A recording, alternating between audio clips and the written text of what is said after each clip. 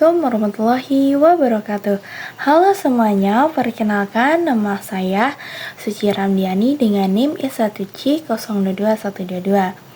Nah, pada video kali ini saya akan memaparkan tentang peranggapan dan entailment.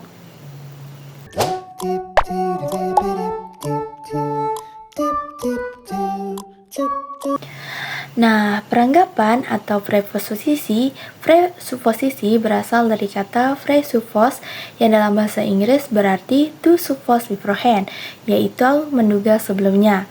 Nah, dalam arti sebelum pembicara atau penulis mengujarkan sesuatu, dia itu sudah memiliki dugaan sebelumnya tentang kawan bicara atau hal yang dibicarakan.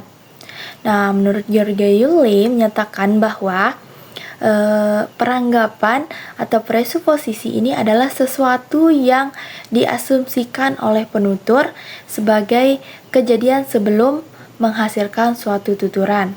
Nah, hasilnya yaitu jenis-jenis peranggapan. Nah, yang pertama itu ada peranggapan eksistensial, adalah preposisi atau peranggapan yang menunjukkan asumsi yang keberadaannya itu nyata dan diungkapkan dengan kata yang pasti. Contohnya itu, orang itu duduk. Nah, itu beranggapan bahwa ada orang duduk.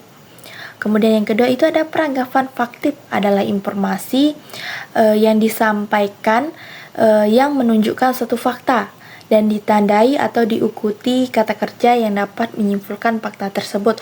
Contohnya itu, dia tidak menyadari bahwa dia itu sakit. Nah, itu sebenarnya itu dia itu sakit.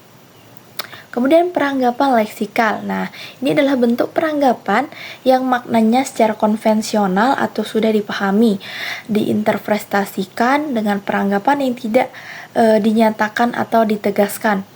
Contohnya, dia berhenti merokok. Nah, itu peranggapan atau berasumsi bahwa dulu itu dia itu biasa merokok. Orang ini biasa merokok. Kemudian, selanjutnya peranggapan struktural adalah bentuknya ini dikaitkan dengan penggunaannya konstruksi 5W plus 1H dan sudah dianalisis sebagai peranggapan yang tetap dan strukturnya sudah diasumsikan kebenarannya. Contohnya, kapan dia pergi? Nah, itu beranggapan bahwa dia itu akan pergi, orang itu akan pergi. Kemudian peranggapan non-faktif, ini adalah suatu peranggapan yang diasumsikan tidak benar. Nah, peranggapan ini masih memungkinkan adanya pemahaman yang salah karena penggunaan kata-kata yang tidak pasti atau ambigu. Contohnya itu, andai aku seorang dokter. Nah, itu bahwa itu sebenarnya dia itu bukan dokter. Kemudian peranggapan kontrafaktual berarti yang diperanggapkan ini tidak hanya tidak benar, tetapi juga merupakan kebalikan lawan dari benar atau bertolak belakang dengan kenyataan. Contohnya ini, misalnya, kalau Anggi mengaku dia akan dipenjara. Nah, kebenarannya itu dia tidak mengaku atau dia tidak dipenjara. Itu adalah kebalikannya. Kemudian selanjutnya entailment. Nah,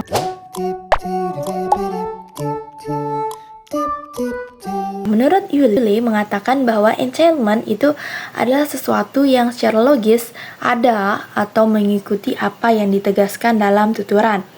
Nah, entailment ini definisi entailment ini adalah hubungan logis di mana kebenaran suatu proposisi atau secara logis menyebabkan kebenaran proposisi lain bersifat satu arah dan murni. Nah, itu bersifat satu arah dan murni, relasi logis semantik preposisi.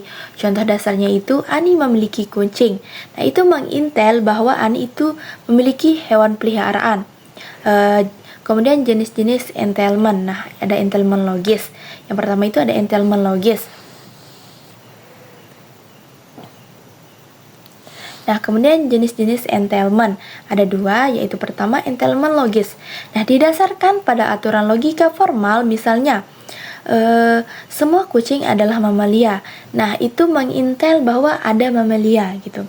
Kemudian yang kedua itu ada entailment pragmatis. Nah, itu didasarkan pada pengetahuan dunia dan konteks percakapan. Misalnya, saya melihat seekor kucing. Nah, itu mengintel bahwa ada seekor kucing di dekat saya atau di dekat saya itu ada kucing gitu. Contoh lainnya itu dalam kalimat itu ada Andi membunuh Budi. Nah, itu mengintel bahwa Budi itu meninggal. Kemudian contoh lainnya itu semua mahasiswa pandai. Nah, itu mengintel itu ada orang yang tidak pandai. Kemudian saya melihat seekor anjing berlari. Nah, itu mengintel bahwa ada seekor anjing. Nah, itu adalah pemaparan singkat dari peranggapan dan entailment. Kemudian terakhir kita menarik kesimpulannya. Peranggapan adalah asumsi yang dimiliki penutur sebelum mengucapkan tuturan. Nah, sedangkan entailment itu sendiri adalah makna yang secara logis mengikuti dari suatu pernyataan. Peranggapan ini terbagi menjadi beberapa jenis, ada eksistensial, faktif, leksikal, struktural, non-faktif, dan counterfaktual.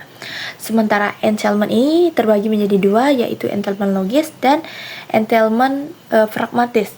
Nah, keduanya itu membantu memahami makna tersirat dan hubungan logis antar tuturan dalam komunikasi. Nah, mungkin itu saja pemaparan dari saya.